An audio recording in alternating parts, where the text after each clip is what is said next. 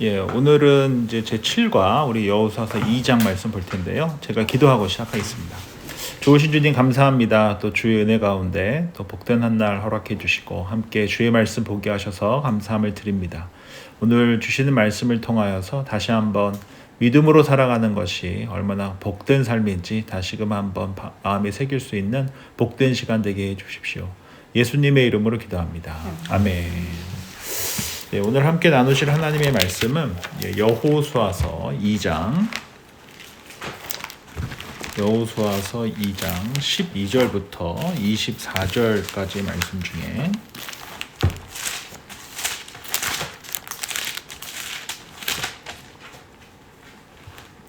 우리 18절 말씀을 우리 한 목소리로 읽도록 하겠습니다. 우리가 이 땅에 들어올 때 우리를 달아 내린 창문이 이 붉은 줄을 메고 내 부모와 형제와 내 아버지의 가족을 다 내 집에 모으라. 아멘. 이제 첫 번째로 이제 삶이 된 말씀 이렇게 보면은 믿음이 참 뭔가라는 것을 한 번 더 이렇게 생각해 보게 됩니다. 믿음으로 인해서 이제 라합은 기생 출신이었으나 유대인 가정이 되었고, 또 메시아의 족보에 등재하게 되었고, 또 믿음장이라고 하는 히브리서 11장에도 나오게 되었고, 이처럼 믿음이라는 것이 참 근사하다라고 하는 것을 이제 한번 보게 되고요. 우리 지난주에 함께 살펴봤던 것처럼 라합은 이미 하나님에 대한 소문만 듣고도 믿음을 갖게 되었고, 그 소문을 듣고 믿음을 갖게 된 이 여인은 경제적 이익을 충분히 얻을 수 있음에도 불구하고 이것을 포기하면서 정탐꾼들을 숨겨줬고, 또 동시에 또 걸리게 되면 자신의 목숨이 어떻게 될지 알 수도 없음에도 불구하고 목숨을 걸고 믿음의 행위를 했었다라고 하는 것을 보게 되었는데요. 이제 오늘은 이제 그 라합의 이 두 번째 믿음, 이 여인의 이 귀한 믿음이 어떤 소망 가운데 기다리면서 믿음을 지켰는지 함께 좀 살펴보는 그런 복된 시간이 되었으면 합니다. 우리 말씀의 뜻 헤아리기 볼 텐데요. 우리 1번 볼 때 우리 박주현 집사님께서 우리 13절 말씀 좀 읽어주시면 감사하겠습니다. 그리고 나의 부모와 나의 남녀 형제와 그들에게 속한 모든 사람을 살려주어 우리 목숨을 죽음에서 건져내라. 감사합니다. 1번 보면 라합은 두 정탐꾼을 여리고 왕이 보낸 수색대로부터 보호하고 선대해 주었습니다. 그 대가로 정탐꾼들에게 요구한 것은 무엇이었습니까? 여기 13절에 보면 두 가지를 한 가지죠. 그녀의 부모, 형제 및 모든 가족들을 살려줄 것을 요청하게 되는데요. 우리 지난주에 함께 살펴봤었던 것처럼 여기 보시면 12절에 내가 너희를 선대하였은즉 너희도 내 아버지의 집을 선대하도록 여호와로 내게 맹세하고 내게 증표를 내라. 그리고 나의 부모와 나의 남녀 형제와 그들에게 속한 모든 사람을 살려주어 우리 목숨을 죽음에서 건져내라 라고 하면서 선대해달라 라고 하는 것을 요청하게 된다라고 볼 수 있겠죠. 여기서 이제 선대하다라고 하는 그 히브리어가 헤세드라고 하여서 하나님의 사랑, 하나님의 변함없는 사랑, 하나님의 언약적인 사랑을 뜻하는 히브리어 헤세드를 사용했다라고 되어져 있는데요. 우리가 영어에서는 I love ice cream 이라고도 하고 I love my wife 라고도 하잖아요. 그러면서 love라고 하는 단어를 여기도 쓰고 저기도 쓰고 구분 없이 사용을 하는데, 이 히브리어나 헬라어 같은 경우는 이 사랑하다라고 하는 단어를 구분해서 써요. 그래서 그 헬라어 같은 경우는 아가페 하면 우리가 잘 아는 거잖아요. 예수님의 그 십자가 사랑을 뜻하는 그 하나님의 사랑을 아가페 사랑이라고 하고, 그 다음에 필레오라고 하면은 친구 간의 우정을 뜻할 때 이제 필레오 사랑이라고 하고, 또 남녀 간의 이제 하나가 되는 사랑을 뭐라고 하냐면은 에로스라고 하죠. 그래서 에로스가 이렇게 뭐 야한 거 뭐 이렇게만 이해할 것이 아니라 둘이 한 몸이 되는 게 부부가 되는 것이잖아요. 결혼은 둘이 하나가 되는 거기 때문에 이것은 우리가 그리스도의 신부로서 또 성령께서 우리 안에 계시는 것으로서 이해할 때도 같은 개념으로 볼 수 있다는 것이죠. 그래서 헬라어로도 아가페, 에로스, 필레오라고 하는 단어가 있다고 한다면은 히브리어에도 이렇게 사랑하다라고 하는 단어를 의미에 따라서 구분해서 사용하게 되는데 이 첫 번째 히브리어 단어가 라야라고 하는데 이 라야라고 하는 단어는 friendship, 그러니까 친구 간의 그 사랑을 뜻하고 그 다음에 아하바라고 하는 이 히브리어는 이제 연애를 하다가 정말 내 평생 짝인가? 라고 하는 그런 감정이 들 때 그래서 커미먼트가 필요한 사랑일 때 아하바라고 하는데 이 아하바라고 하는 이 히브리어 단어는 이스라엘 사람들이 굉장히 많이 쓰는 단어여서 그 화장품이나 또는 비누 이런 거 브랜드가 아하바가 많아요. 그래서 그렇게도 이제 사용되는 단어였고 이제 마지막으로 도드라고 하는 히브리어 단어가 있는데 이 단어는 아까 전에 말씀드렸던 에로스와 같이 둘이 하나 되는 사랑. 그래서 to become one 또는 부부간의 사랑을 뜻할 때 이렇게 사용한다는 거죠. 그래서 라야, 아하바, 도드라고 하는 단어를 구분해서 사용하게 되는데 제가 그 2000년대 초반에 그 우리 제가 이제 신학대학원 다닐 때 우리 신학대학원 학생들이 그 책값이 굉장히 비싸요. 이 신학 서적도 책값이 굉장히 비싼데 그래서 한 번씩 어디를 가셨냐면은 저도 한번 가봤었는데 미시간에 그랜드 래피드라고 하는 지역이 있어요. 거기에 그랜드 래피드라는 지역이 이제 크게는 한 두세 개 정도로 유명한데요. 첫 번째는 우리 기독교인들한테는 기독교 서적이라고 하는 베이커 출판사라고 있어요. 베이커 출판사가 이제 신학 서적을 굉장히 많이 퍼블리시하는 곳이거든요. 거기 공장이 거기 있어요.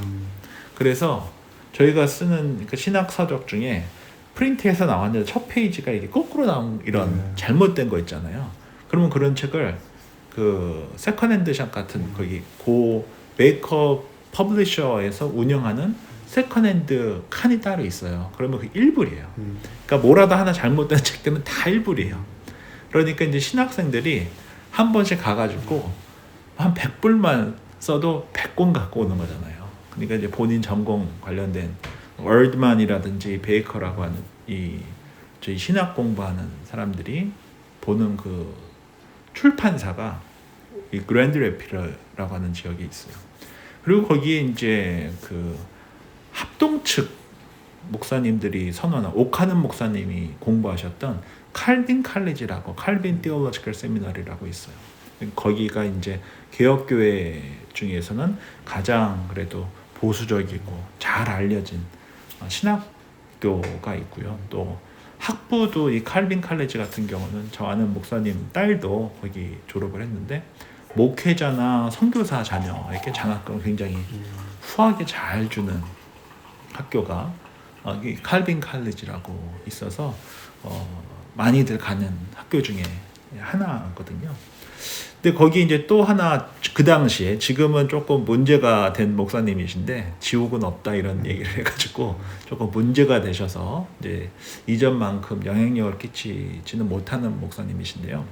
그 목사님이 어떤 분이시냐면 90년대 초반에 풀러 신학교를 졸업을 하시고 개척을 하셨는데 6년 만에 10,000명이 모이는 교회가 된 거예요. 그 목사님 이제 랍벨이라고 하는 목사님이신데 저도 이제 거기 교회 이제 탐방을 갔었는데요. 여기 보면은 그 상가가 죽은 상가들 있잖아요. 뭐 지역이 바뀌면서 오래된 상가들, 그래서 죽은 상가, 아무도 안 오는 상가들. 그 상가를 사가지고 교회를 이제 겉에는 그냥 상가 그대로 두고 안에는 깨끗하게 레노베이션을 해서 주차장을 다 사용하는 거예요. 그러니까 10,000명이 모이는 교회니까 약간 떨어지는 데 있었는데 뭐 안에는 완전히 이케아고 그리고 예배당은 거의 콘서트장인데 겉에는 그냥 다 죽은 산과 같이 생겼어요. 또 십자가 하나 딱 달려놓고.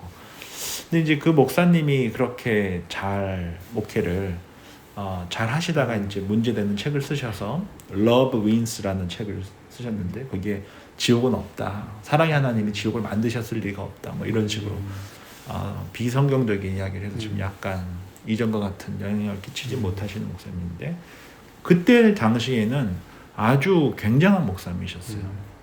근데 그 목사님께서 수요일 날 어떤 예배를 드리셨냐면 영상을 찍어가지고 거의 그 무비 같은 영화 같은 한 10분짜리 뭐 8분짜리 그런 누마라고 유튜브에 있거든요. 지금도 있어요. 누마라고 하는 것을 이제 한번 보시면 그 당시 20년 전 얘기인데 굉장히 아주 센세이셔널하게 그 한국 무비 저기 뭐라 그러죠? 가수들이 가요 부르면서 이렇게 그 영화 같이 나오는 그런 거 있잖아요. 뮤직비디오. 거의 뮤직비디오인데 너무 잘 만들었고 또 전달력이나 이런 구성이나 카메라 그런 거나 그게 굉장히 아주 탁월했었어요.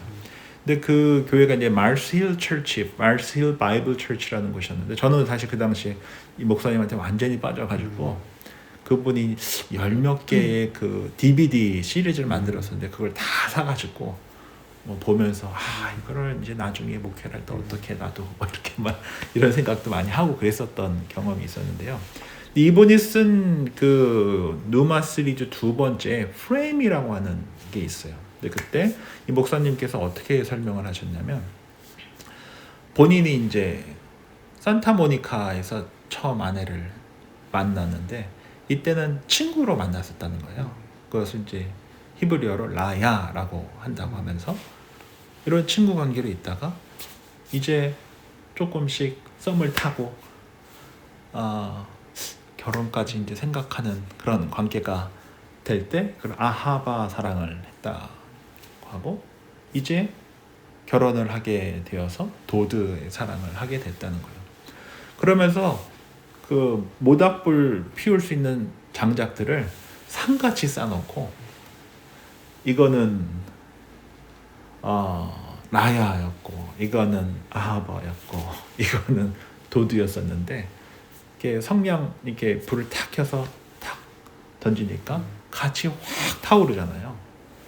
그러니까 하나님과 우리의 관계 속에서도 이 세 개의 사랑이 같이 타오를 때 큰 불이 되고 부부 관계에서도 이 세 개의 사랑이 함께 같이 타오를 때 우리가 살면서 이렇게 따로 있는 것 같지만 사실은 부부로 함께 살아가면서 하나로 있잖아요. 어떨 때는 의리로 사는 것 같기도 하다가 어떨 때는 딱 붙어 있는 것 같기도 하다가 어떨 때는 옛날에 그립기도 하다가 뭐 그렇지 않습니까? 그래서 이 세 개의 사랑이 같이 활활 타오르는 것이 성경이 말하고 있는 큰 사랑이다. 이러한 것을 이제 이 뮤직비디오 같은 걸 통해서 쫙 설명해 줬었는데 그때 그게 기억이 굉장히 많이 저에게는 남는데요. 저 개인적으로는 이러한 사랑, 변함없는 사랑, 언약적인 사랑이 세계 사랑을 다 포함하고 있는 사랑이 어쩌면은 이 헤세드 사랑이라고 저는 이게 생각을 해요. 그래서 이 라합이 자신의 목숨을 걸고 믿음을 갖고 정탐꾼들을 선대해 줬고 또 정탐꾼들에게 본인뿐만 아니라 본인의 가족 모두를 선대해 달라고 이야기해 줬잖아요. 근데 거기에는 물론 짧은 시간이었지만 이 세 개의 사랑이 어쩌면은 다 같이 있었다라고 볼 수 있는 게 이후에 라합은 어디로 들어가게 됩니까? 이스라엘 백성들에 들어가게 되고 그리고 메시아의 족보에까지 들어가 하나가 되게 되잖아요. 그래서 이 모든 사랑이 어쩌면은 이 헤세드 사랑에 다 포함되어져 있었던 것이 아닌가라고 하는 생각을 좀 해보게 됩니다. 우리 두 번째 질문 볼 텐데요. 우리 박미라 집사님께서 18절 말씀 읽어주시면 감사하겠습니다. 우리가 이 땅에 들어올 때에 우리를 달아내린 창문에 이 붉은 줄을 매고 내 부모와 형제와 내 아버지의 가족을 다 내 집에 모으라. 예, 감사합니다. 정탐꾼들이 라합에게 요청한 두 가지는 무엇입니까? 우리 18절에 보면 첫 번째 무엇이라고 볼 수 있죠? 우리를 달아내린 창문에 붉은 줄을 매라. 그리고 두 번째가 뭡니까? 내 부모와 형제와 내 아버지의 가족을 다 집에 모아라.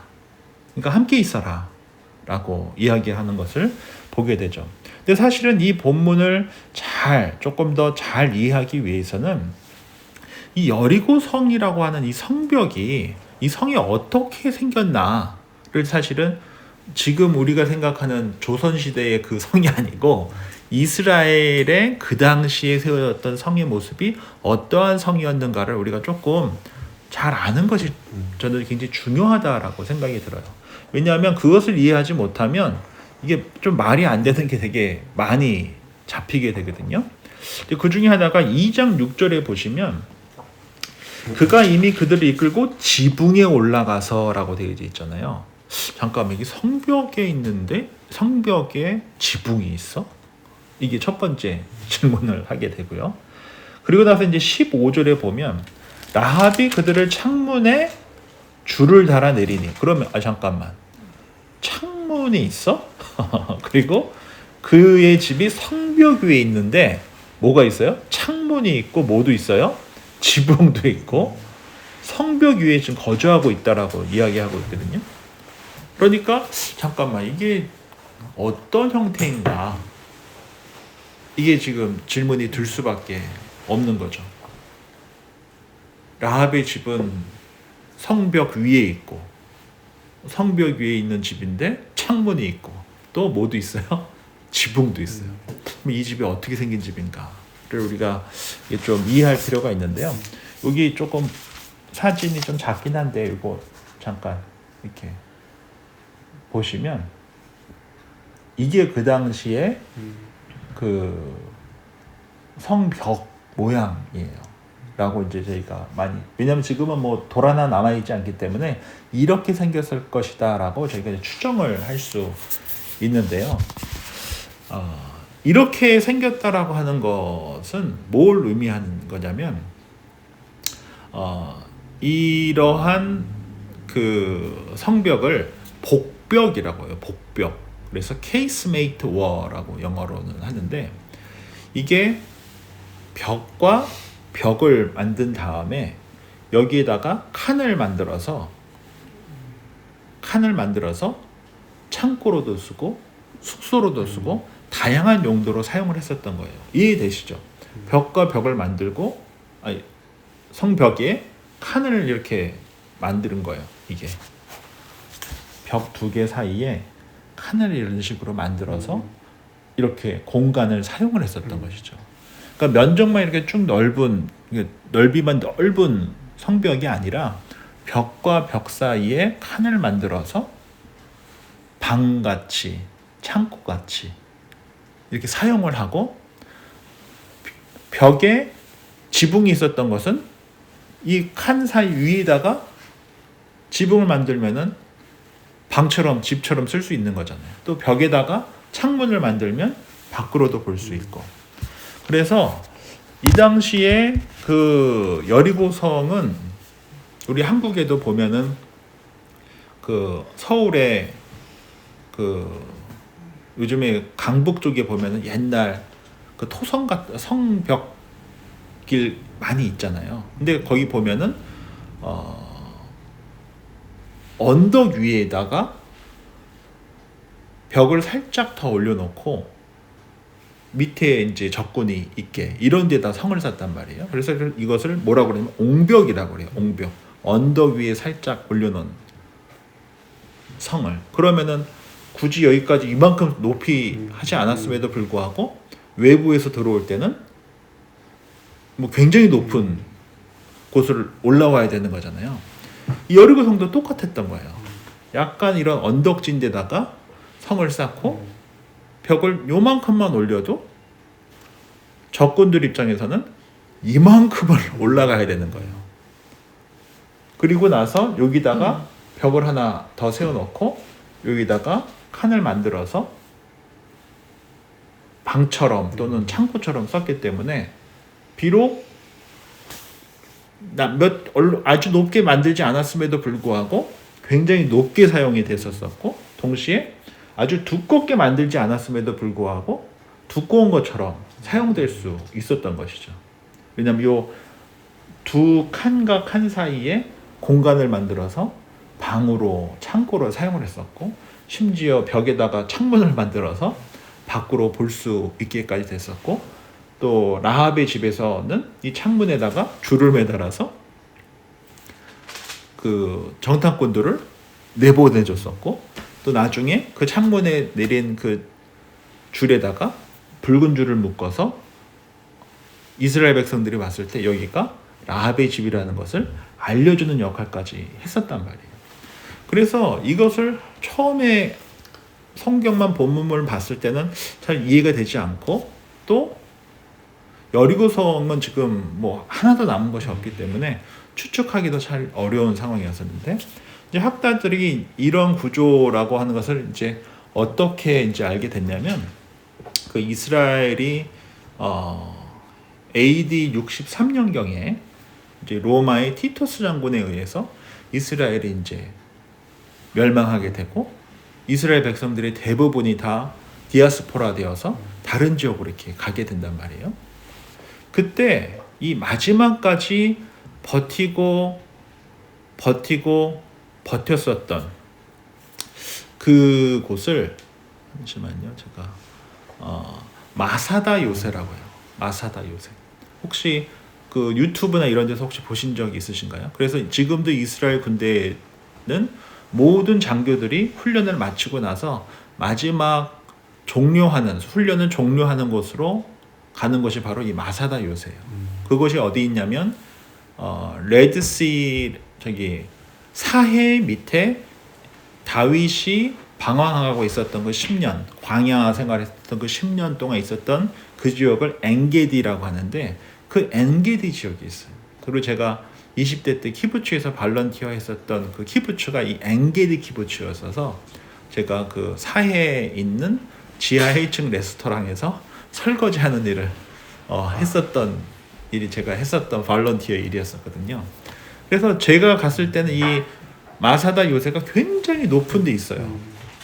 근데 아까 제가 옹벽 설명을 드린 것처럼 굉장히 높은 언덕 위에 성벽을 조금만 올려놔도 이게 굉장히 높은 성이 돼버리잖아요. 이런 식으로 로마 군대가 들어와서 마지막 이제 딱 마무리를 져야 되는데 이스라엘에 남은 한 2,000명인가 하는 사람들이 이 마사다 요새에 들어가서 물까지 있고 모든 시설이 다 갖춘 데서 있으니까 로마 군대가 올라갈 수가 없는 거예요. 너무 높은 지역에 벽을 세워놓고 있으니까. 그래서 로마 군대가 했었던 일이 뭐냐면 한쪽에 흙을 퍼다가 이렇게 언덕을 만든 거예요.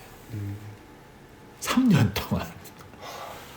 이 높게 되어져 있는 마사다를 어떻게 정복할 방법이 없으니까 엄청난 로마 군대가 티토스 장관이 한 것이 이것을 다 점령을 할 수가 없으니까 한쪽 벽면 쪽에다가 이렇게 흙을 싸가지고 군대가 한쪽 면을 올라갔던 거예요. 그래서 이제 점령을 하면서 3년 만에 이제 이스라엘이 패망하게 되는데 그 마사대 요새에 가봤었더니 벽이 어떻게 되어 있냐면 이렇게 되어 있던 거예요.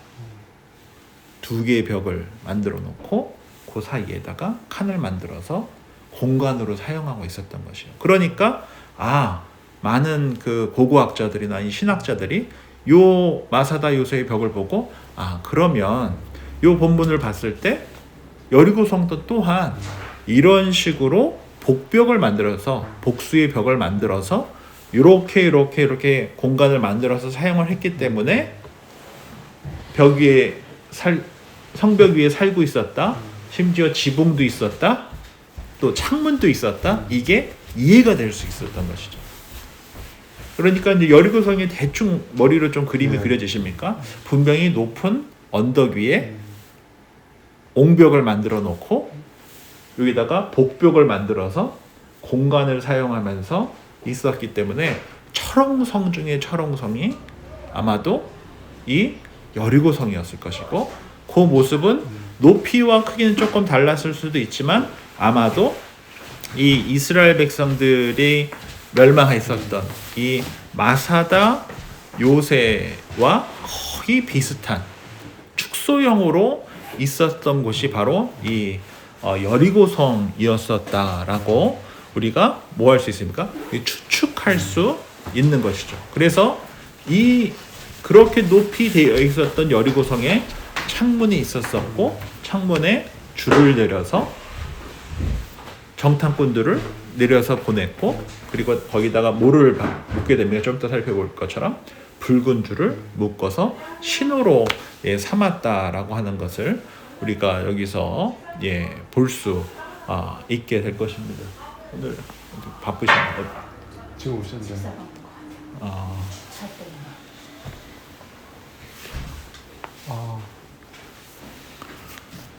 제 차를 이쪽으로 좀 더 대면 들어올 수 있나요? 네, 아니요. 권사님 차로 이렇게 더 앞으로 앞으로 좀 더 오면은 네. 그 인도를 막지 않을 수 있고. 저 인도 막으면 안 되는 거잖아요. 예.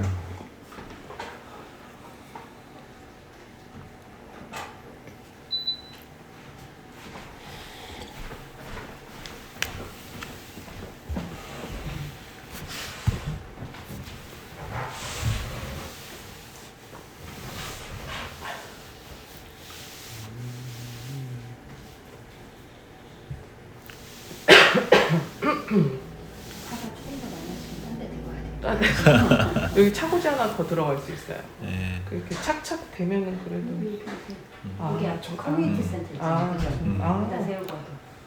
제가 옛날에 그 마사다에 제가 한 두세 번 갔어요. 마사다 요새 갔는데, 한 번은 새벽에 걸어서 올라갔었었고, 뭐 한참 한 몇 시간 걸렸던 것 같아요. 제 기억에 뭐 정확하지는 않은데, 새벽에 해도 안 떴는데 이렇게 거기를 이렇게 올라갈 수 없을 만큼 높았었고, 또 이런 식으로 뱀길처럼 이렇게 올라가지 않으면은 도저히 올라갈 수 없는 그런 높이에, 그쵸? 여기 보시면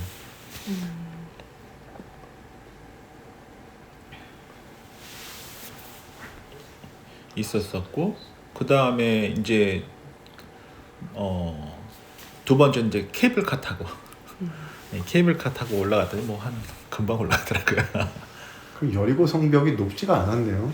그렇게까지 높지는 않았을 수도 네. 있는데요. 그래도 아까 말씀드린 것처럼 지형에 따라서 약간 지형이 높은데 옹벽을 만들어 놓고 여기 위에다가 벽을 살짝만 올려놔도 높은 지대처럼 사용할 수 있었던 것처럼 막 그런 형태로 저는 있었을 것이다 라고 이제 저희가 이제 추측할 수 있고, 그 다음에 제가 이스라엘 이전에 한 번 말씀드렸지만 이 여리고 지역이 해수면보다 200m가 낮은 지역에 있어요. 그리고 이 여리고랑 예루살렘은 중앙 산지 지역이라고 해서 산악지대예요. 그래서 한 800m 정도 돼요. 그러니까 제법 높은 한국의 그 양재에 있는 산 있잖아요. 아이고 이제 오래돼서 아무튼 양재에 있는 그 산 정도 되는 한 1.5m 킬로미터 정도 되는 높이에 제법 높은 지역에 있는 곳이 예루살렘이거든요. 그래서 해수면보다 200m 낮은 곳에서 예루살렘까지 올라가야 그 제사를 드리러 갈 수 있었던 것이고, 또 사마리아, 그 선한 사마리아에 나오는 그 도둑 맞은 이도 그렇게 산악지대를 올라가다가 도둑을 맞았다라고 볼 수 있는 것이고, 이 여리고 같은 경우는 또 날씨가 굉장히 좋은 곳이었기 때문에 굉장히 온화하고 따뜻한 곳이어서 이 헤롯 왕의 그 숙소가 있었던 것이 이 여리고 지역이기도 해요. 그래서 요르단에서 이스라엘로 넘어올 때 그 그 국경 지역이 또 이 여리고를 통해서 오게 되어 있기도 해요. 그래서 뭐 지금 뭐 언제 이스라엘이 좀 편하게 갈 수 있을지 알 수는 없으나, 아무튼 이스라엘을 우리가 이해하는 데 있어서 제일 중요한 거는 사실 지형이에요. 지형. 왜냐하면은 일반 세상과 너무 다른 곳이기 때문에 그 넓이는 면적은 강원도만 하거든요. 굉장히 작아요. 강원도만 한데 그곳에 여러 개의 기후대와 또 지형들이 있는 곳이 바로 이스라엘입니다. 그래서 대충 이제 여리고 성에 대해서 머리로 좀 이렇게 대충 그림이 그려지시죠. 그러한 맥락에서 이 본문을 보는 것이 이제 중요하다라는 것입니다. 우리 3번 보도록 하겠습니다. 이제 3번을 보시면 이 붉은 줄은 라합 가족의 구원을 보장해줄 중요한 희망의 증표였습니다. 이 붉은 줄 6월절 첫날 밤에 재앙으로부터 이스라엘을 지켜주었던 문설주와 임방에 바른 어린 양의 피를 연상시킵니다. 나의 생명과 가정을 지켜줄 진정한 희망의 증표는 무엇이라고 생각합니까? 우리 출애굽기 12장을 한번 가서 보도록 하겠습니다. 창세기 출애굽기 12장 출애굽기 12장 7절 말씀.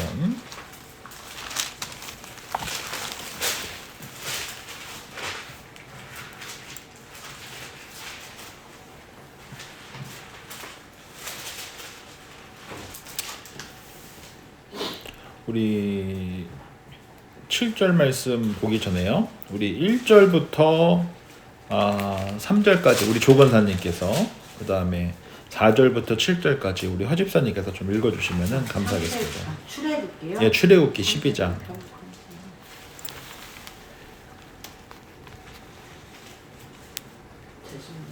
괜찮습니다.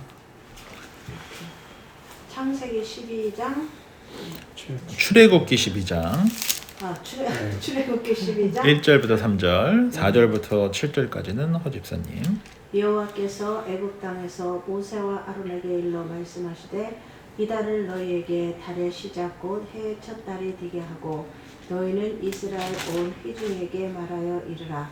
이날 열흘에 너희 각자가 어린 양을 취할지니 각 가족대로 그 식구를 위하여 어린 양을 취하되 그 어린 양에 대하여 식구가 너무 적으면 그 집의 이웃과 함께 사람 수를 따라서 하나를 잡고 각 사람이 먹을 수 있는 분량에 따라서 너희 어린 양을 계산할 것이며 너희 어린 양은 흠없고 1년 된 수컷으로 하되 양이나 염소 중에서 취하고 이달 열 나흘 날까지 간직하였다가 해질 때 이스라엘 회중이 그 양을 잡고 그 피를 양을 잡은 집 좌우 문설주와 안방에 바르고. 감사합니다. 우리 8절부터 우리 11절까지 박집사님, 그리고 나머지 14절까지 김지은 집사님께서 읽어주시면 감사하겠습니다. 그 밤에 그 고기를 불에 구워 무교병과 쓴 나물과 아울러 먹되 날것으로나 물에 삶아서 먹지 말고 머리와 다리와 내장을 다 불에 구워 먹고 아침까지 남겨두지 말며 아침까지 남은 것은 곧 불사르라. 너희는 그것을 이렇게 먹을지니 허리에 띠를 띠고 발에 신을 신고 손에 지팡이를 잡고 급히 먹으라. 이것이 여호와의 유월절이니라. 내가 그 밤에 애굽 땅에 두루다니며 사람이나 짐승을 막론하고 애굽 땅에 있는 모든 처음 난 것을 다 치고 애굽의 모든 신을 내가 심판하리라. 나는 여호와라.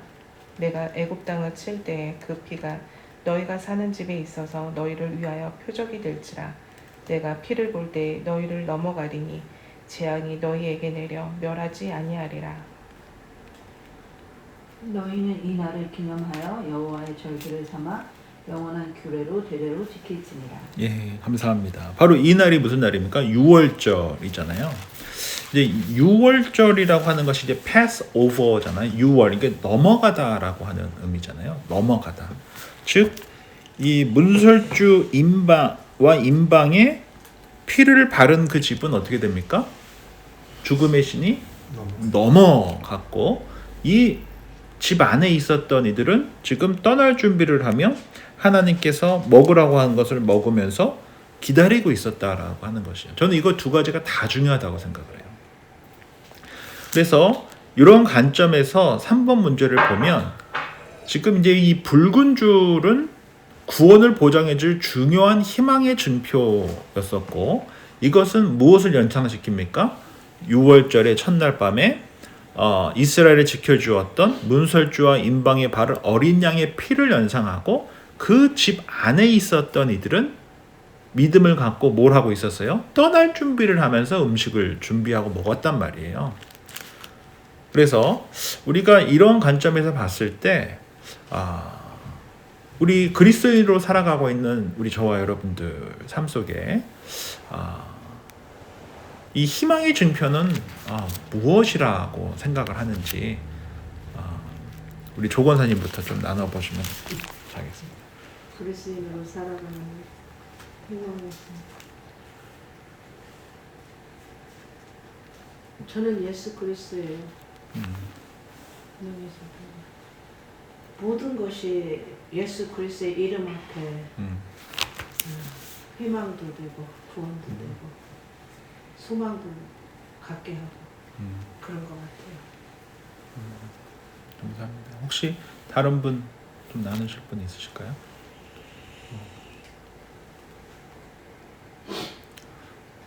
보혈의 피, 예수 그리스도의 보혈의 보혈의 피. 피가 어린 양의 피를 서 사망의 권세가 우리를 넘어가는 6월절의 주는 전 여기서 두 가지가 다 중요한 것 같아요. 보혈의 피로, 어린 양의 피로 문설주에 발라 놓는 것, 이 믿음의 행위잖아요. 그것도 중요하고, 그 집 안에서 떠날 준비를 하고 음식을 먹었다는 것, 이것 또한 굉장히 중요한 점이라고 저는 생각이 들어요. 그리고 이제 우리가 이 본문을 통하여서 보게 될 두 번째 그 믿음의 모습, 이 라합의 믿음의 모습은 바로 이 붉은 줄을 달아놓고 기다리는 거였거든요. 약속한 그대로. 그게 중요하다고 저는 생각이 들어요. 붉은 줄을 달아놓고 가족들이 다 같이 모여 있으면 사는 거고, 모여 있지 않으면 죽는 거예요. 그래서 저는 이 붉은 줄을 달아놓은 것도 너무나 중요하고, 이제 라합이 해야 할 일은 믿음을 갖고 가족들을 설득해서 한 집에 모여서 믿음을 갖고 기다려야 되는 거예요. 이것을 따르지 않으면 여리고성이 무너지듯이 똑같이 무너지게 되는 것이죠. 저는 이 부분이 굉장히 중요하게 생각이 들고, 우리가 지난주에 라합의 믿음을 통하여서 행함을 통한 믿음을 함께 그것은 경제적 이익을 포기하는 믿음이었고, 목숨을 걸고 정탐꾼들을 지켜주는 믿음이었잖아요. 그것을 위해서 성문이 닫히는 시간까지 계산해서 그 수색대를 내보내고, 성문이 닫히자 이제 어떻게 합니까? 줄을 내려서 내보내게 되잖아요. 오늘 또 하나 또 살펴보게 되는 것은, 이제 이 붉은 줄을 달아서 신호를 삼을 뿐만 아니라 그녀가 해야 할 일은 가족들을 설득해서 한 집에 같이 있어야 되는 거예요. 이스라엘 백성들이 올 때까지, 그리고 여리고성을 덜 때까지, 하나님의 심판이 임할 때까지. 저는 이것이 저희에게 주는 아주 중요한 저는 메시지가 있다라고 생각을 합니다. 그래서 이 붉은 줄을 내린다라고 하는 것은 이것 또한 굉장히 큰 믿음의 행위였다라고 하는 것을 볼 수 있고, 거기에도 담겨져 있는 것은 그녀가 해야 될 사명이 굉장히 컸던 거예요. 가족들을 설득을 해야 돼요. 이것이 정말 큰 믿음의 행위였을 것 같아요. 그리고 저는 그 중에 안 듣는 사람을 이 라합이 어떻게 했을까 굉장히 궁금해요. 이 아주 기민한 이 여인이 정말 이 성문 닫는 시간까지 계산해서 이 정탐꾼들을 숨겨줬던, 연기도 너무너무나 잘하고 기민했었던 이 여인이 가족들을 이 구원의 방주로, 구원의 집으로 들여보내기 위해서 어떠한 말과 어떤 일들을 했을까, 그것을 좀 한번 상상하게 하는 그런 점이 저는 있다고 생각이 들고, 또 하나 여기서 좀 제가 이 본문을 보면서 기억하게 되는 것은, 이제 붉은 줄을 달아서 내렸단 말이에요. 그리고 그녀의 이 행위를 통하여서 지금 도전받고 믿음의 공명이 일어난 이들이, 저는 다른 사람이 아니라 정탐꾼들이었을 것 같아요. 아니, 여리고성에 왔는데 어떻게 이런 여인이 다 있지? 그러려고 온 게 아니잖아요, 사실은. 어쩌면 본인들보다 더 믿음이 강력한 이 라합이라고 하는 여인을 만나고, 이들은 아마 정말 저희 표현으로 성령 충만해져서 아마 그 여호수아에게 돌아갔을 것 같아요. 믿음을 갖고 자신들을 숨겨준 이 여인들, 아마도 저 한국 초기 기독교사에서 이 선교사들을 이 모양 저 모양으로 받아준 수많은 이들이 있었을 거거든요. 또 우리 지난주 설교 시간에 함께 살펴본 것처럼 사도행전 16장에 이 빌립보 교회의 루디아, 착한 일을 하는 루디아, 착한 일을 시작하신 이 빌립보 교회처럼 이 누구죠? 바울 또한 굉장히 믿음의 도전을 받았을 거라고 저는 생각을 해요. 그의 평생의 선교 사역에 루디아와 빌립보 교회는 늘 기쁨이었거든요. 감옥에 있든 어디를 가든 늘 후원하고 기도하고 중보하고 응원했었던 교회가 이 빌립보 교회였었기 때문에, 저는 그러한 일들 가운데 라합과 정탐꾼들 사이에 분명히 공명이 일어났을 것이다 라고 저는 생각이 들어요. 왜냐하면 바로 이 라합이 2장 9절에 보면, 우리는 이 땅을 여호와께서 너에게 주신 줄을 아노라. 우리가 너희를 심히 두려워하고 이 땅 백성들이 다 너희 앞에 간담이 높나니 라고 고백을 했었고요. 홍해물을 말리신 일, 두 왕 곧 시온과 옥을 멸망시킨 일 또한 들었더라고 이야기를 했고요. 그리고 믿음을 갖고 이 정탐꾼들을 살려 보내줬단 말이에요. 그리고 딱 하나, 이 붉은 줄 하나만 믿고 이제 그녀는 가족들을 설득하고 전도하고 불려드려야 할 사명을 갖고 믿음을 갖고 이스라엘 백성들이 여리고성에 다시 올 때까지 기다려야 하는 사명을 감당했었다라고 하는 것이죠.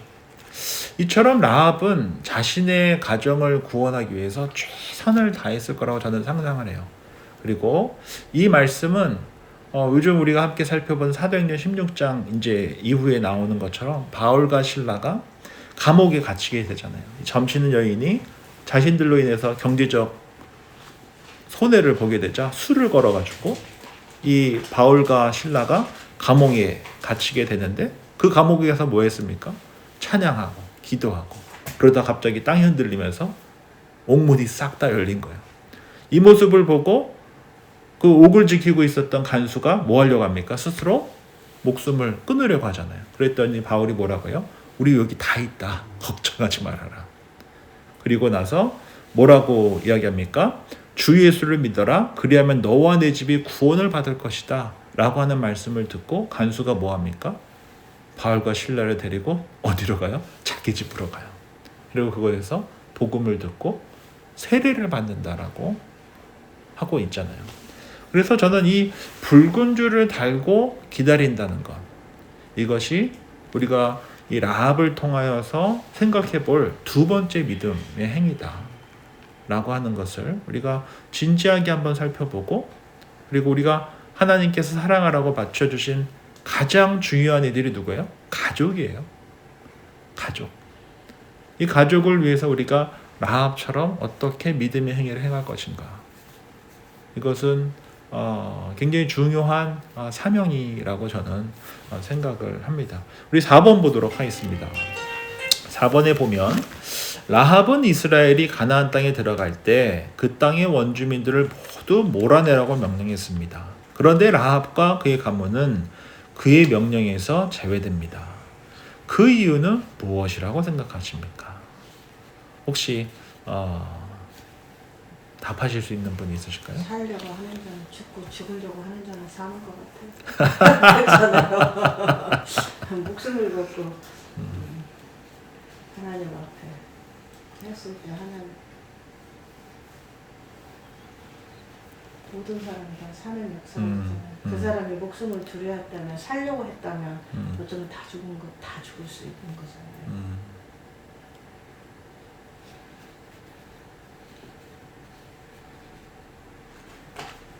그리고 또 여기서 하나 또 살펴볼 수 있는 것이 있다면은 이 로마서 우리가 함께 성경 공부할 때 함께 살펴본 것처럼 아브라함이 먼저냐 율법이 먼저냐라고 했을 때 뭐가 먼저였어요? 아브라함의 믿음이 먼저였잖아요.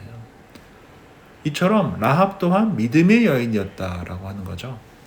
그래서 성경이 이야기한 대로 우리가 중요한 것은 믿음이 먼저예요. 믿음이 없으면 하나님을 기쁘시게 할 수 없고요. 믿음이 없으면 율법의 행위로 구원을 받을 수도 없고요. 믿음이 없으면 율법이 어쩌면 아무거나 아닐 수도 있는 거예요.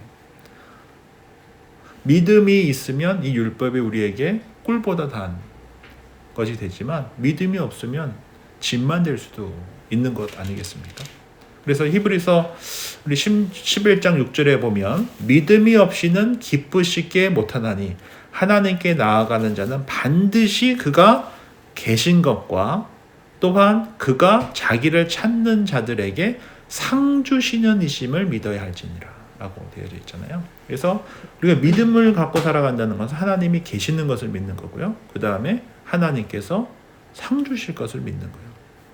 이 믿음을 갖고 붉은 줄을 달고 사는 게 바로 이 믿음의 사람들이라는 것이죠.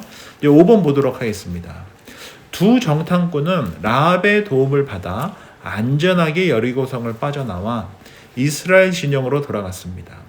두 정탐꾼이 여호수아에게 보고한 내용은 무엇입니까?